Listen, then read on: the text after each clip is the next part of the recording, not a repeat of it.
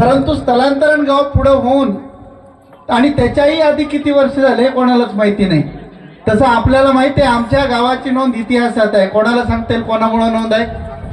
कोणाला सांगता येईल लवकर? नेताजी पालकर। अगदी शिवकालीन काळापासून या गावाचा इतिहास जिवंत आहे। त्या नेताजी पालकरापासूनचा इतिहास नेताजी पालकरांनी आणि इथल्या मठ आणि मंदिरांनी हा टिकवून ठेवलेला आहे आणि म्हणून आज धर्म आज आमच्यात जिवंत आहे। त्यांनी सांगितलं की हा मठ पहिले कशाचा होता? काष्टाचा होता, लाकडाचा होता।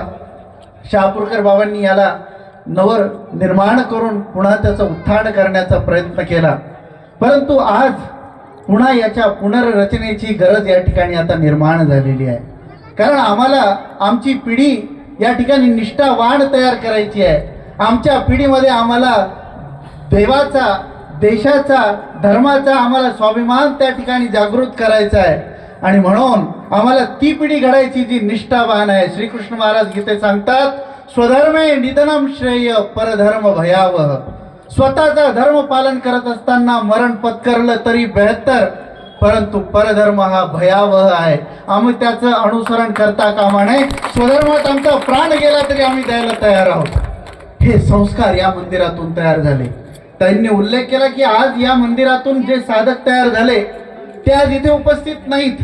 आज मी या ठिकाणी आलो, कदाचित तुम्हाला दिसतोय, परंतु असे अनेक साधक आहेत की जे साधक महाराष्ट्राच्या बाहेर जाऊन अगदी दिल्ली नव्हे नेपाळमध्ये आमचं मंदिर आहे, त्या ठिकाणी महानुभाव पंथाचे आमचे केशराज बाबा नेपाळमध्ये जाऊन प्रचार करतात त्या ठिकाणी।